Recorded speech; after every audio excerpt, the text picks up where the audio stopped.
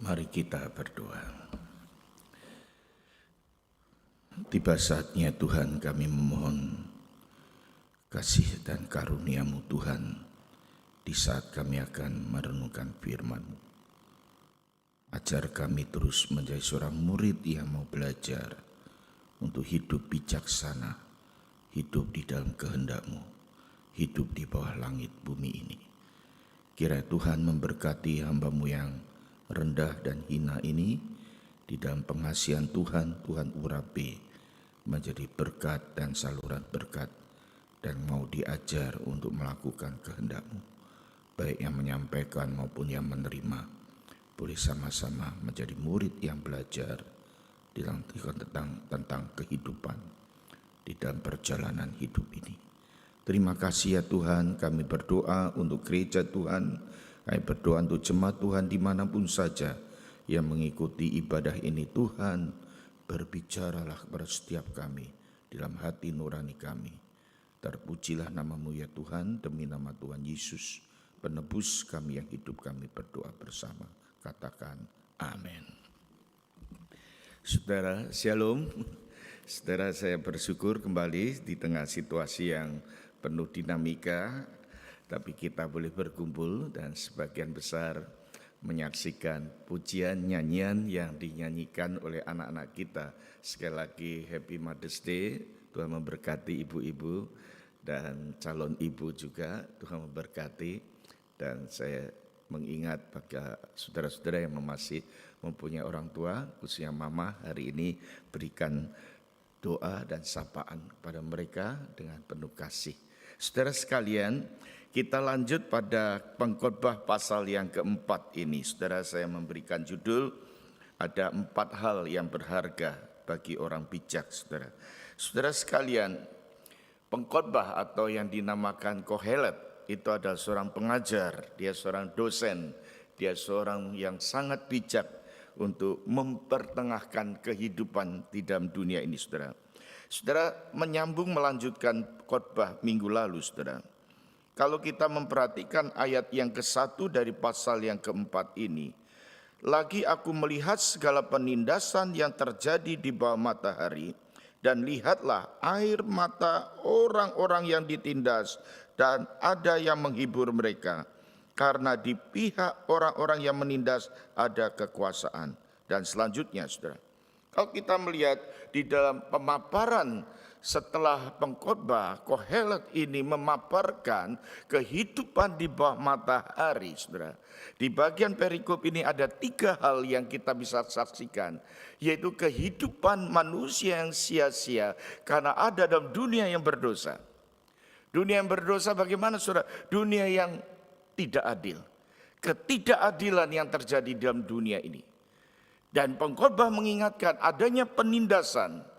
Dan yang ketiga, di bagian pasal yang keempat ini, penulis memaparkan yaitu keadaan daripada kondisi manusia yang dalam dosa ini, yaitu ada sifat keiri hatian, saudara.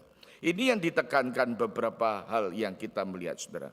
Saudara, berbicara tentang suatu kemauan dalam hidup kita, satu keinginan yang ada dalam hati kita, saudara. Mungkin kalau kita berbicara tentang kehidupan secara pribadi hari ini, saudara, kita melihat di zaman kita semakin jelas, kita melihat, menyaksikan, bahkan mungkin ada di tengah-tengah pergumulan gereja, yaitu kehidupan yang individualistik. Kehidupan yang sangat egoistik. Saudara-saudara, kalau boleh saya katakan, di dalam kehidupan pencarian manusia, di dalam memenuhi kehidupan ini, saudara, semuanya berorientasi kepada aku. Buat aku, dan buat aku semua. Saudara-saudara, itulah hati yang tidak pernah puas, saudara. Itulah yang disebutkan oleh penulis ini, saudara. Hati yang tidak puas dan ingin terus, ingin mendapatkan segala-galanya. Tetapi boleh dikatakan, saudara, yaitu kehidupan manusia ini yang tidak kenal puas, pada akhirnya juga dikatakan sia-sia, usaha menjaring angin. Saudara, perjalanan hidup manusia yang sudah berdosa ini, saudara, bukan hanya sifat dosa itu ingin terus mencari, memenuhi hawa nafsunya, saudara, tetapi juga ada satu keirian hati. Boleh saya katakan di sini ada kedengkian dan kebencian yang disebabkan oleh dosa itu. Saudara-saudara, inilah yang perlu kita melihat, saudara. Bahwa di dalam penulis bagian ini mengatakan di ayat yang keempat, aku melihat bahwa segala jerih payah dan segala kecakapan dalam pekerjaan adalah iri hati seorang terhadap yang lain. Ini pun kesia-siaan dan usaha menjaring angin. Ayat yang kelima, orang yang bodoh melipat tangannya dan memakan dagingnya sendiri. Segenggam ketenangan lebih baik daripada 2 genggam jerih payah dan usaha menjaring angin. Saudara, penulis menggambarkan ada 2 ekstrim kehidupan di sini. Ekstrim yang pertama boleh saya katakan di sini orang yang berjerih lelah, orang yang berjerih payah, orang yang ngotot pagi-pagi, matahari terbit dia bekerja mencari segala-galanya untuk mendapatkan segala-galanya. Saudara, seorang yang demikian bukan karena didasarkan oleh karena kebutuhannya saja, tetapi dia melihat orang yang lain. Nah, orang yang lain ini saudara adalah untuk memperbandingkan. Banyak orang mengenal bahkan tidak mengenal puas, saudara, karena dia memperbandingkan hidupnya. Saudara perhatikan, saudara. Saudara dan saya gampang sekali, saudara melihat ilustrasi kehidupan hari ini suka membanding-bandingkan, saudara. Membandingkan dengan tetangga, membandingkan dengan orang lain, membandingkan dengan, mungkin boleh saya katakan, membandingkan dengan gereja-gereja juga. Saudara-saudara, ada satu spirit yang ingin dinyatakan, ekstrim yang demikian, orang yang ngotot seperti itu, saudara, pada akhirnya juga sia-sia. Karena didasarkan keiri hatian itu. Tetapi hal yang kedua, saudara, ada ekstrim yang berikutnya. Orang yang bodoh melipat tangan, saudara. Orang yang bodoh melipat tangan dan memakan dagingnya sendiri, saudara. Ekstrim yang kedua ini saya boleh katakan, saudara-saudara, yaitu betapa sedihnya kita menyaksikan di tengah-tengah kehidupan hari ini, saudara. Ada orang-orang yang diobservasi oleh pengkhotbah di sini, yaitu orang-orang yang malas dikatakan. Orang yang melipat tangan saja. Orang yang tidak melihat kesempatan-kesempatan yang ada, saudara. Orang yang demikian, saudara-saudara, sangat kasihan sekali. Dia akan kehilangan. Bahkan disebutkan di sana, dia akan memakan dagingnya sendiri. Saudara-saudara yang dikasihi Tuhan, bagian firman Tuhan ini, saudara-saudara, mengajak kita untuk hidup bersukacita. Untuk hidup penuh dengan sukacita dan berkat Tuhan. Boleh saya katakan di sini memiliki hidup yang bijaksana. Ada 4 hal, saudara, dalam keseharian kita yang perlu kita camkan sebagai orang percaya. Pengkhotbah memberitahukan pada kita, yaitu yang pertama, marilah kita memiliki hidup dengan rasa puas. Hidup dengan penuh syukur, dengan rasa puas, saudara. Saudara-saudara, pertanyaan, sanggupkah kita di tengah dunia ini, saudara, di tengah lingkungan orang yang penuh dengan keiri-hatian, kedengkian, di tengah-tengah kemalasan orang bekerja, sebagai anak-anak Tuhan kita hidup dengan rasa puas, rasa cukup, saudara-saudara. Pengkhotbah 4 ayat yang keempat ini dikatakan, aku melihat, dikatakan, segala jerih payah dan segala kecakapan dalam pekerjaan adalah iri hati seseorang terhadap yang lain. Itu pun kesia-siaan dan usaha mencari angin. Ayat 5 dan 6 ini dikatakan, ada kaitannya. Orang yang bodoh melipat tangannya dan memakan dagingnya sendiri.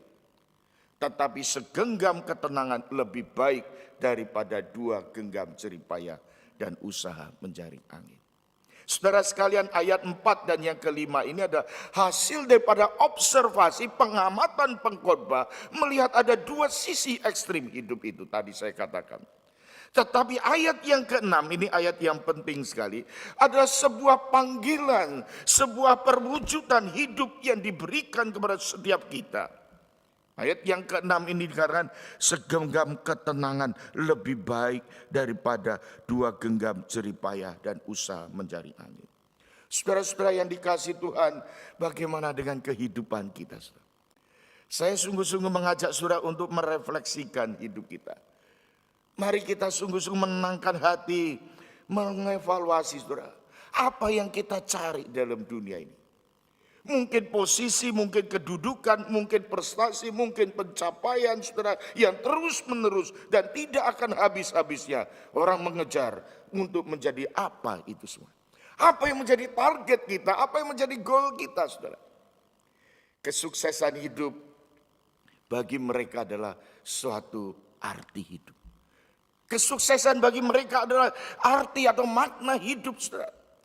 Tetapi ekstrim yang lain saudara, orang yang malas, orang yang melipat tangan, yang memakan daging sendiri saudara. Dagingnya sendiri saudara. Orang yang terlalu malas dan tidak mau bekerja, akibatnya apa saudara? Kemalasan itu akan membawa dampak, yaitu dia akan memakan dagingnya sendiri. Akibatnya, konsekuensinya orang yang demikian saudara, dia akan tertinggal menggunakan kesempatan-kesempatan yang ada. Saudara-saudara yang dikasih Tuhan, ayat yang ke-6 ini mengingatkan kita. Ini menjadi satu nasihat yang bijaksana, yaitu lebih baik kita dengan segenggam ketenangan dibandingkan dengan dua genggam jeripaya. Pada awal-awal tahun 98 itu ada seorang yang berpindah ke Australia, dan saya tanya pada dia pada tahun-tahun setelah waktu kerusuhan itu, kamu kan dulu di Jakarta sukses sekali, saya bilang. Kamu bekerja dengan luar biasa, saya katakan. Kamu sudah memiliki satu pencapaian yang sedemikian tinggi. Dia kata, Pak Joni, aku tuh sebetulnya takut. Perasaan takut itu besar sekali. Kalau ada seorang ekonom mengatakan, itu situasi takut itu seperti naik macan. Naik macan singa itu sudah. Jalan terus, kalau naik nunggangi macan itu takut sudah. Tetapi kalau turun juga takut sudah. Nanti dicengkram, dimakan sudah. Naik takut, turun takut. Dia menggambarkan itu ilustrasi kehidupan kami, Pak. Saya mencari ketenangan, menjauh dari situasi itu. Saya datang ke sini. Saya mempunyai cita-cita supaya anak-anak saya di kemudian hari hidupnya bahagia. Saudara-saudara, saya rela lepaskan semuanya. Saya merasa cukup hari ini. Berkat Tuhan cukup. Saudara sekalian, orang yang demikian dengan segenggam ketenangan dibandingkan dua genggam jeripaya, dia bisa mendapatkan dengan dua genggam ini dengan penuh melimpah, saudara, tetapi tidak bisa dinikmati. Apakah artinya itu? Usaha menjaring angin, sia-sia. Disitulah kita bisa melihat, mengerti kalimat pengkhotbah, lebih baik satu genggam ketenangan daripada dua genggam jeripaya. Hati yang tenang, kepuasan, sukacita, hati yang merasa cukup, inilah saudara-saudara yang kita boleh nikmati bersama. Bapak Ibu saudara sekalian, kita boleh hidup di dalam berkat Allah hari ini saudara. Segenggam berkat Tuhan itu jauh lebih indah, berharga daripada kita terus menerus merasa hati tidak puas, menggerutu, dan lebih banyak menggenggam lebih banyak daripada itu di satu tangan pun tidak dapat dia miliki. Dua-dua akan habis dan lenyap saudara. Karena pada akhirnya di bawah matahari semuanya itu sia-sia. Satu genggam nikmat dari Tuhan yang kita terima dengan kepuasan, dengan rasa kecukupan lebih baik daripada dua genggam tangan yang penuh dengan keringat, tapi keiri hatian, kedengkian ada di dalam hati kita. Meskipun kita sudah mendapat banyak, kita tidak pernah mengalami kepuasan dan sukacita. Inilah yang diingatkan oleh pengkhotbah, diingatkan oleh penulis bagian ini. Hiduplah dengan penuh ucapan syukur di hadapan Tuhan, menjadikan hidup kita bijaksana. Orang Kristen seharusnya menjadi kehidupan yang penuh dengan ucapan syukur. Di tengah dunia yang individualistik, yang di tengah-tengah dunia yang dipenuhi dengan keserakahan, Tuhan Yesus pernah mengatakan dan mengingatkan, yaitu kepada setiap orang, setiap murid-muridnya, supaya berjaga-jaga dan berwaspada terhadap segala ketamakan. Sebab walaupun seorang berlimpah-limpah hartanya, hidupnya tidaklah tergantung daripada kekayaan itu. Dalam Injil Lukas pasal yang ke-12, Tuhan Yesus mengingatkan hal ini. Dengan demikian kita harus menjaga hati kita. Bagaimana kita menempatkan hati kita tidak dijerat oleh keinginan dan keserakahan itu. Tuhan Yesus mengingatkan agar kita menjaga hati kita. Tuhan Yesus juga pernah berkata bahwa kehidupan kita di dalam dunia ini adalah mempunyai satu panggilan untuk mencari kerajaan Allah dan kebenarannya. Paulus itu mengatakan dengan satu ungkapan yang sangat dalam sekali. Ungkapan yang begitu menguatkan dan menghibur kita. Aku telah belajar mencukupkan diri dari segala keadaan. Aku tahu apa itu kekurangan. Aku tahu apa itu kelimpahan. Baik hal kenyang maupun dalam kelaparan. Baik dalam hal kelimpahan maupun kekurangan. Segala perkara dapat kutanggung di dalam Dia yang memberikan kekuatan kepadaku. Filipi pasal 4 ayat 11 sampai 13. Saudara, ini adalah satu seruan, satu rema, ungkapan daripada Paulus kepada jemaat yang ada di kota Filipi. Dan saya yakin ini juga menjadi seruan kita, saudara.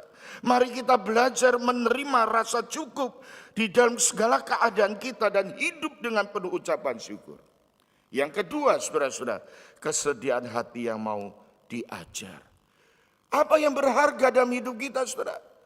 Kehidupan itu adalah sebagai murid yang belajar, terus belajar. Saudara sekalian, Pengkhotbah pasal 4 ayat yang ke-13, kalau kita melompat di sana, lebih baik seorang muda miskin tetapi berhikmat daripada seorang raja tua tetapi bodoh yang tak mau diberi peringatan lagi. Saudara, kita bisa melihat di dalam hidup kita, di dalam kehidupan sekeliling kita, kita melihat di dalam kehidupan masyarakat hari ini.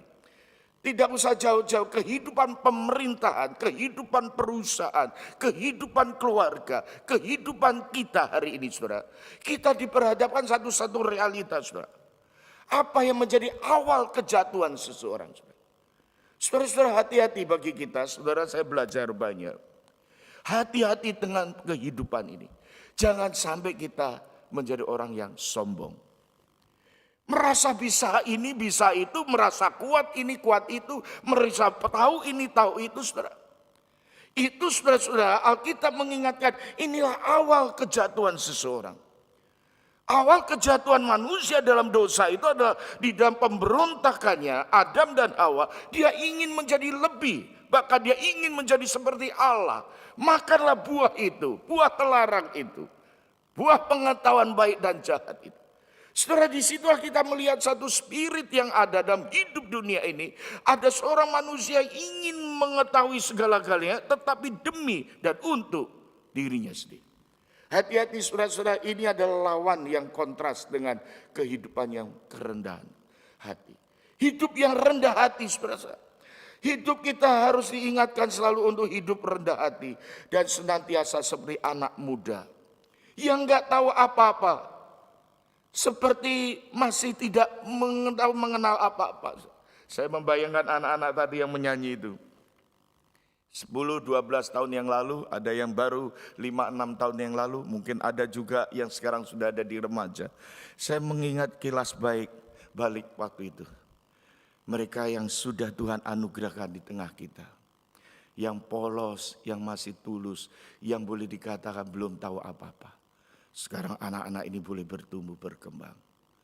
Digambarkan oleh pengkhotbah kita seperti anak yang muda yang belum mengerti apa-apa. Tetapi orang yang berhikmat, orang yang bijaksana. Itulah yang kita boleh pelajari. Kehidupan ini mengingatkan, saudara, kehidupan yang rendah hati itu adalah memiliki hati yang mau diajar, saudara. Pengalaman hidup adalah sebuah guru. Pengalaman itu menjadi guru. Orang yang lebih rendah kedudukannya atau lebih miskin itu boleh menjadi guru juga. Karena dia memiliki pengalaman-pengalaman demikian, saudara. Pendek ceritanya, saudara, semua yang ada terjadi dalam tengah-tengah hidup kita ini menjadi satu pelajaran bagi kita. Menjadi satu guru bagi kita. Inilah observasi yang dilihat oleh para pengamat. Inilah yang dilihat oleh pengkhotbah. Bahwa kehidupan itu kita harus mau belajar dengan apa yang ada di sekeliling kita. Dan terutama belajar pada apa yang Tuhan ingin nyatakan. Tuhan katakan, Tuhan firman, Tuhan inilah saudara-saudara yang hendaklah menjadi kunci hidup kita menjadi bijaksana. Kita terus belajar. Kita terus belajar. Saudara sekalian, hidup yang memiliki hati yang mau diajar. Yang ketiga, dari pasal yang keempat ini kita ingin diajarkan. Hidup yang bijaksana, hidup yang tahu kita tidak bisa berdiri sendiri. Saudara-saudara, kita ini ciptaan makhluk sosial. Kita tidak bisa hidup sendirian. Kita membutuhkan orang-orang lain di sekitar kita. Kita membutuhkan rekan, membutuhkan sahabat, membutuhkan tim yang baik, partner yang setia di dalam hidup kita ini. Berbeda dengan dunia yang berdosa, yang ada di bawah matahari, semakin banyak individualisme yang mempengaruhi kehidupan ini. Ayat yang kita baca ini mengajarkan bagaimana hidup kita ini menjadi seorang yang penuh dengan satu kerinduan, yaitu hidup yang saling berbagi. Saudara-saudara, indah sekali saudara-saudara di bagian ini saudara. Yaitu bagaimana kita diingatkan bahwa ada seorang sendirian yang tidak mempunyai anak laki-laki, saudara laki-laki. Matanya yang tidak puas dengan kekayaan, untuk siapa aku berlelah-lelah dan menolak kesenangan. Ini pun kesia-siaan dan hal yang menyusahkan. Ayat yang ke-9 indah sekali. Berdua lebih baik daripada seorang diri, karena mereka menerima upah yang baik dalam jerih payah mereka. Saudara-saudara, ada ahli gizi yang mensurvei, meneliti saudara. Penelitian ahli gizi ini mengadakan survei di sebuah desa. Ini cerita kuno, saudara. Ahli gizi, ahli makanan ini lihat di desa itu tanahnya subur, berlimpah dengan banyak hasil pangannya. Tapi anehnya kok masyarakat di situ badannya kurus-kurus. Kurus-kurus kering. Aneh sekali. Ditanya-tanya kenapa ini bisa terjadi, daerahnya subur, makanannya banyak, orangnya kok kurus-kurus. Peneliti ini tanya kepada kepala desa. Kepala desa, kenapa sih orang di sini padahal saya lihat hasil pangannya luar biasa, kok kurus-kurus? Kepala desa ini menjelaskan, ya memang demikian. Kita semua daerah ini dilimpahi dengan hasil pangan-pangan yang luar biasa. Tapi kurus karena mempunyai masalah kelainan tulang. Jadi tangannya itu enggak bisa nekuk. Jadi hanya ini membawa satu akibat kalau makan susah sekali. Jadi enggak bisa suap bikin. Coba saudara, kalau tangan kita enggak bisa nekuk, gimana bisa makan ya kan? Ambil sesendok suap enggak bisa. Hampir-hampir maaf kalau makan tuh piringnya didekatkan mulut itu. Suatu momen yang sangat menyusahkan. Menderita kalau waktu makan. Saudara, apa yang terjadi kemudian? Dia lihat desa sebelahnya sama.